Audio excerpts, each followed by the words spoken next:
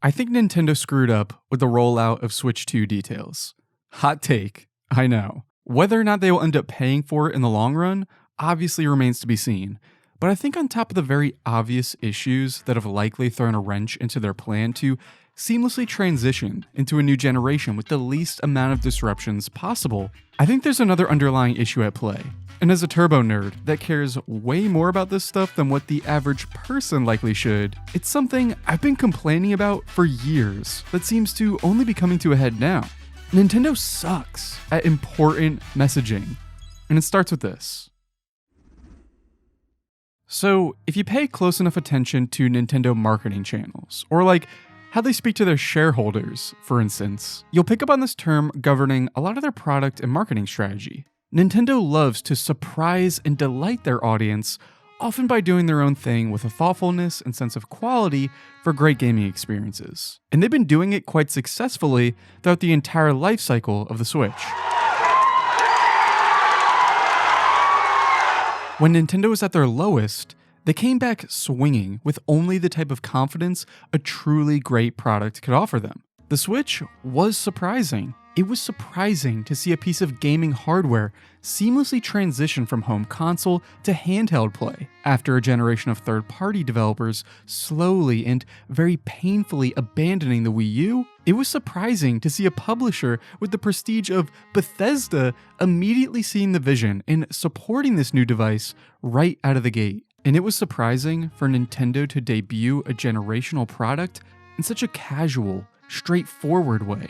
This lifestyle-focused trailer was genius, not only successfully conveying the Switch's unique appeal without having to explain a single detail, but by displaying it through the lens of authentic, people-driven use cases designed to appeal directly to the type of audience Nintendo needed to embrace it for it to truly take off.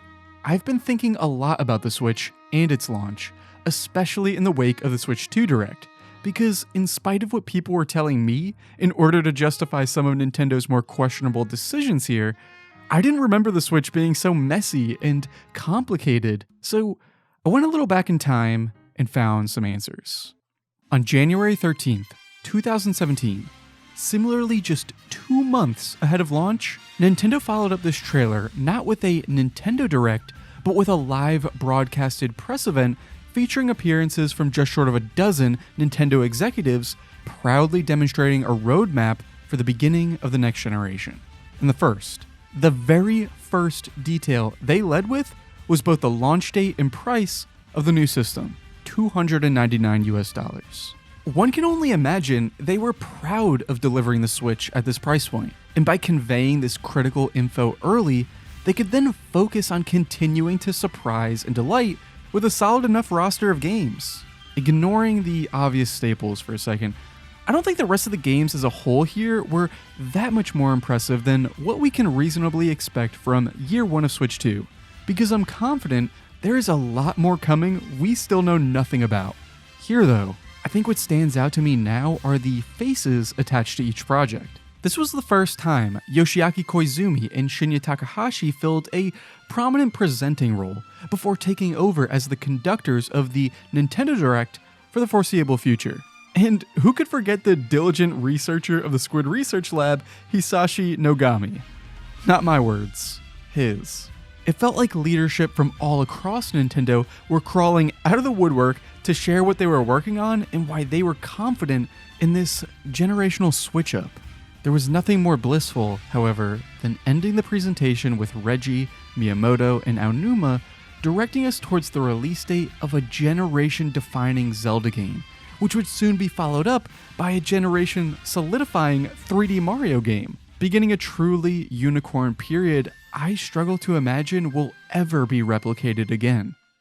Fast forward to today, and honestly, call me a fake gamer or jaded if you want, but Nintendo just doesn't feel that surprising anymore, at the very least in the way they present themselves.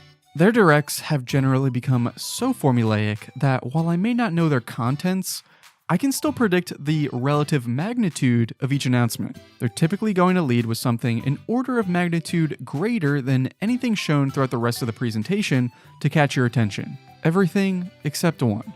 This will be followed by a lot of third-party game announcements, broken up by some lower-profile first-party titles, either developed in-house or lended out to another studio, pretty commonly a remake or remaster. There's going to be some Switch Online editions, some DLC for existing games, and there's always going to be a sizzle reel before closing out the show with the classic one more thing. For a while, it was Tears of the Kingdom. For some time before that, it was whatever weird character was coming to the next Smash game. But in its best cases, it's the one game with the single greatest wow factor of the entire showcase. To their credit, this was vastly successful because of its platform strategy's ability to consistently support this formula. Not to mention, the Switch's inherent appeal was so refreshing and hit its stride early, right before a global pandemic temporarily shifted the culture and everyone wanted to play games. The Switch was available and cheap. This was particularly important to me because I bought a Switch Lite for $200 with Animal Crossing for my girlfriend on her birthday at its launch, with no certainty she would even like it. And that shit came in clutch, giving us a shared digital space right as we were involuntarily divided in the second month of our relationship. While I have been no stranger to sharing my criticisms with the Switch-era Nintendo, I do like to think they position themselves responsibly during this time, because they've always offered an alternative approach to Western trends, for better or worse at times. As a company, they have zero debt. It is very uncommon for any studio under their wing to be shut down, and their guiding philosophy has generally protected them from iterating themselves into an early grave.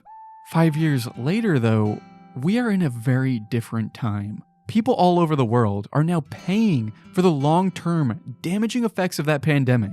And in the gaming industry, a market correction is resulting in devastation because of how many investor-led companies overreached and overspent, passing the stress off to their employees with widespread layoffs.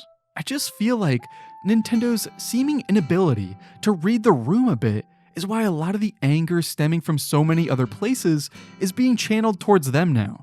Whether it's out of need, greed, or fear, causing them to bury their heads in the sand, I'm not exactly sure. I am sure, though, that some big mistakes were made here. I didn't record any reactions for myself, but I did hop on a stream with a few friends, and I'm really glad I did because outside of it making the whole experience much more enjoyable, I think some of our reactions just say so much about how Nintendo bungled this whole thing, man. And with respect for your time, I think briefly walking through some of those thoughts will better serve the point I'm trying to make here. I was gonna say, I realized yesterday that like new console reveals are less frequent than like fucking viewable eclipses in the US. Oh my It justifies my reason to, take work off. Beginning with seemingly the most ambitious Mario Kart entry to date was easily a very strong starting point. From absurd character reveals to new features to just the grand vision of it all. It was chock full of that surprise and delight factor, setting a strong tone off the rip. And really, it's a shame the craftsmanship on display here has been stained by the pricing discourse, but let's not get too far ahead of ourselves just yet. Oh, the blade is the cow! Let's fucking go! Woohoo! Next up was Game Chat, and I definitely thought it was interesting to see this discussed to this length for a predominantly online audience that is already abundantly familiar with these features on other devices. While I was hoping for more community-driven functionality reminiscent of the 3DS and Wii U era, I'm softer on this because I recognize its mass market appeal. Not everyone is abundantly familiar with Discord, and certainly don't all have capture cards lying around to stream their gameplay to their friends. The thought of a new generation of Nintendo kids having an accessible avenue for sharing their gaming experiences with each other like I did back in the Xbox Live Party Chat days makes me very happy. It may not be for me, but for more generally well-adjusted people, this is absolutely the next best thing. Game Share, what is ultimately an evolution of download play all the way back on the DS, was also a very welcome addition. Furthermore, its online functionality feels truly game-changing. I was very happy to see this, assuming it's supported with a strong library of games that perform well. Following that were new system features that bode well for both offline and online play, though some aspects here admittedly didn't move the needle that much for me. Joy-Con analog sticks are now larger! Let's just hope they work this time. As someone who notoriously does not highly value the handheld compromise, the realization of having to shell out for more nice things I'm unlikely to use wasn't a great feeling. But at least there were a pretty wide variety of improvements to latch onto. Mouse controls are certainly a big boon for me, as was the larger, faster internal storage. Nice. And there's an Ethernet port. Oh, thank the Lord. It was personally very funny to be part of us all collectively groaning when we saw the largely unchanged system UI. Shout out to the boys for matching my energy there. Oh, that UI, man. No. No, it's the same. It's the same. Come on, man. Then comes Nintendo Switch 2 Welcome Tour. Honestly, casting a bit of a dark cloud over the rest of the presentation, immediately inviting comparisons to Astro's Playroom on the PlayStation 5 and its purpose and style. With all due respect, it felt like Astro's Playroom at home, and collectively, we were still excited for it until it was uniquely revealed to be paid digital-only software. Oh, paid? What the? So please check What? it out if you're interested. You're tripping balls, Now, Nintendo. I'd like to share some more information Yo, Reggie, regarding fix this Nintendo shit, man. Switch 2. Reggie, come on, man. Seriously, when has Nintendo ever had to make the distinction in a direct the software they just showed is a paid digital-only game? I empathize with the idea its developers worked hard on it and should be rightly compensated for their effort. But the optics of such a decision here are so uniquely bad when it could have been the easiest W ever. If its value to Nintendo is only $10, it could just as easily served as a nice gesture for buying into what is already a fairly expensive generational leap. I mean, shit, I was immediately cracking jokes saying Reggie would never, and wouldn't you know, Reggie confirmed just as much on his own Twitter feed. Never thought I'd see the day of Reggie subtweeting Nintendo, but here we are. This was ultimately where the vibes began to take a turn for me. Learning that the micro SD cards we've been using to store our Switch games this past generation would not be compatible with Switch 2 was a tough realization with good reasoning behind it. At least I can give them credit for being honest about the system's limitations. The Nintendo Switch 2 Edition games were also something I've been asking for, but by dressing them up as something new and cute, often with a weird companion feature or DLC, my honest feeling after it really sunk in was further concern about the growing bill. For instance, Kirby. Here was a game I felt would benefit greatly from the performance boost. I played Forgotten Land and I enjoyed it, but my honest impression of this DLC was that it left a lot to be desired. If I simply wanted to opt into the performance boost and pass on the DLC, that doesn't appear to be an option yet.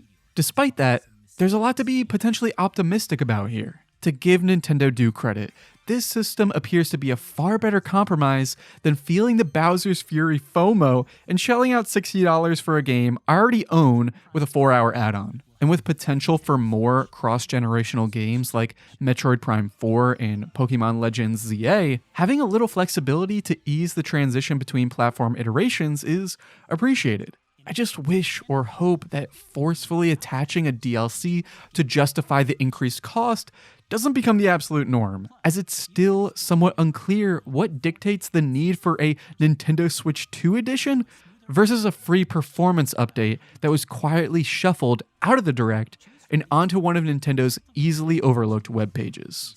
By this point, we were begging to know the price, which was conveniently omitted. Nintendo Switch Upgrade 2 pack. edition by purchasing an Price. upgrade pack. Price. We hope you're looking forward to these Nintendo Switch 2 edition games. Oh my god, tell me the price, No Nintendo. price. Come on. I'd like to introduce a They're brand new trolling. game They're fucking featuring mouse trolling. controls. It's gonna be like $30, and I'm gonna be so pissed.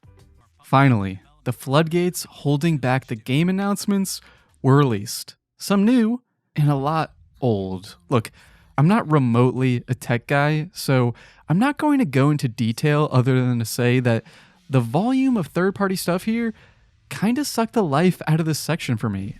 It's simply not possible to make a true value judgment until these games are released. What I will say though is that what was shown here felt a lot more like catch-up than advancement, as has often been the case with the Switch. Proof of concept, especially for some of the games with alternative controls? Sure. But as someone who simply doesn't game on the go anymore and can't live without a PC setup, I honestly can't say this compelled me more than, I don't know, maybe one more big first-party announcement? Great for someone whose primary platform is the Switch, but that's just not me. The first-party content that was strategically spread throughout this portion of the presentation to me was, okay, I'm truly a sicko for some gimmicks and motion controls, so I probably found the idea of drag and drive more interesting than what the average gamer likely would, for which I don't think this inspired much confidence. Might just need to be a thing you play for yourself to truly get. I'm also of the camp that feels, after Elden Ring, Miyazaki should continue to feel free to go absolutely buck wild for a while. And is anyone weirdly getting Assassin's Creed Brotherhood multiplayer vibes from this? No? Just me? Anyways, Miyazaki, you have my attention. Finally, having GameCube on NSO is definitely very exciting, provided the online functionality of the system is significantly improved, but I'm not holding my breath until the verdict is out. That leaves the rest of the heavy hitters, of which I'm mixed on. Between yet another Hyrule Warriors game that could certainly be an improvement over the previous entries, a Kirby Air Ride sequel with a concerning lack of gameplay given the 2025 release window, and the one big thing I truly, desperately wanted, a new, ambitious 3D Donkey Kong?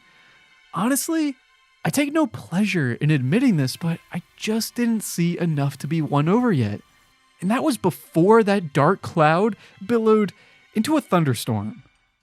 Immediately following the presentation, I saw a lot of people claiming this was the best Nintendo Direct ever. Not sure I'd personally agree there, but under the assumption you've already made up your mind about buying a Switch 2, I can see it. The reality, though, is, unlike most other points of comparison, the wow factor of Donkey Kong Bonanza, of Kirby Air Riders, Duskbloods, and Mario Kart World was not the lasting impression, because this wasn't a regular Nintendo Direct despite Nintendo's best attempts to pretend as if it were. And it was immediately followed by a great deal of surprises that could best be described as anything but delightful. I think that they did announce the price, by the way. It's $450. Oh, Really? Where? When do they? That's what Not I'm in getting. The direct or something? Not in the Direct, it's afterwards. I think it's on the Switch 2 website. That's. they didn't want to announce that Are shit. they scared? Like, no fucking way. Where it's like, Mario oh, Kart yeah, is that- $80. Wait, Mario Kart is $80? God, what the fuck? What? Where? Source? Where is this? Source? Yeah. Yeah. Jeff Keighley, Mario Kart World will retail for $80 for the Oh my- digital edition. Oh my god! Fuck off. Dude, Okay, so what's the Man. bundle gonna cost then? If the regular Switch 2 is $450. $80 games, longevity concerns with game key cards, the generally unclear nature of what dictates an upgrade pack versus a free performance update. Not to mention which of these will be bundled into the Switch Online expansion pack. Look, regardless of where you see the value and are willing to adjust to these new practices, I'd argue it's undeniable the transition here from one generation to another is way more confusing than any of us bargained for. The Switch had the benefit of a fresh start and being generally uncomplicated at launch, and they still led with the price because they were certain it would deliver a great value. And while there's certainly no easy way to break the news regarding increased prices, whether there's a good reason for it or not, to then conceal that information while all eyes are on you until after your presentation has ended, I don't know how else I'm supposed to feel about that other than utterly insulted. As someone frustrated with Nintendo this past generation, but also genuinely sees the value in iteration and whose mind changed over time from deep frustration to cautious optimism. It's all here if you don't believe me. I accepted the invitation with an open mind and left feeling kind of manipulated. I was joyous to see some fresh faces delivering the news here. Koichi Kawamoto, producer for Switch 2, who has additionally been responsible for leading and contributing to so much of Nintendo's zanier projects, such as the Mii Maker, Brain Age, WarioWare games, and Ring Fit and Switch Sports most recently. Tetsuya Sasaki, hardware design lead for Switch 2, previously focusing heavily on the software development environment, pushing the capabilities of games on Switch 1. And Takuhiro Dota, the director for Switch 2. This absolute G with a stunning programming portfolio dating all the way back to Super Mario 64 DS to most recently serving as the technical director of Tears of the Kingdom, contributed to one of the most legendary GDC talks of all time for Breath of the Wild, and then came back 7 years later leading the Tears of the Kingdom talk in English. I have so much damn respect for this guy and could really get used to people like him, the future of Nintendo, continuing to carry the torch. These aren't marketing guys. They make great products. And for their part, they put on a great show. It just feels as though the collective Nintendo wanted to reap the benefits of a traditionally great show without having the courage to clearly convey the trade-offs and consequences of these decisions. This isn't about the value of the product. It's how you chose to convey it. There's been a lot of talk following this debacle about the broken nature of the internet and how misinformation spreads like wildfire. It sucks, badly, that the misinformation machine incentivized to capitalize off anger for their own benefit has been feasting off this. But I honestly don't feel bad for Nintendo here when they lost control of the narrative by their own doing. We've since received more information that, to me, doesn't exactly bode well. Variable pricing, another thing I asked for, has been posed as a way to independently price games according to Nintendo's belief of their value. I can't say I was anticipating that to be used to justify an unprecedented level of price increases. As of right now, according to Doug Bowser, there is no benchmark. There was an opportunity here to show the other end of the spectrum, but they didn't. If you really want to make a stretch, you can point to Welcome Tour, but what about Dragon Drive? This was paired with no other info other than a summer 2025 release window, basically right around the corner. And we know Bonanza is a $70 release. It just seems like with every drip feed of new info, there was a stunning lack of goodwill being extended, and strange fumbles coming out of Nintendo. For the 5 of you that don't already own Breath of the Wild, bless you, I see you, I speak for you. The Breath of the Wild Switch 2 edition does not, at the very least, include the previously released DLC. Are you getting a complete version of the game without it? Of course. But the optics of a potentially $90 purchase 8 years after its initial release, while maybe exaggerated by some of the people that are really angry right now, is still quite bad. Even today, just as I'm recording this, Bethesda conversely just shadow dropped what is effectively a really ambitious remake of Oblivion with its DLC for $50. We've seen the reception to Tears of the Kingdom's price increase, and when you follow that up with yet another unprecedented increase, Mario Kart is forever going to be scrutinized under the same lens. When your next info dump is largely superfluous information, I can't help but continue to scratch my head.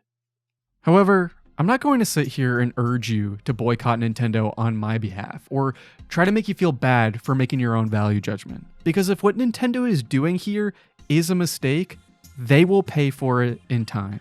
I can only tell you how I feel. And as a YouTuber, there's always incentives just to buy the thing regardless of how I feel as a consumer. I can write this shit off on my taxes, and there's an opportunity cost regarding what video content I can and can't make with this thing in my home.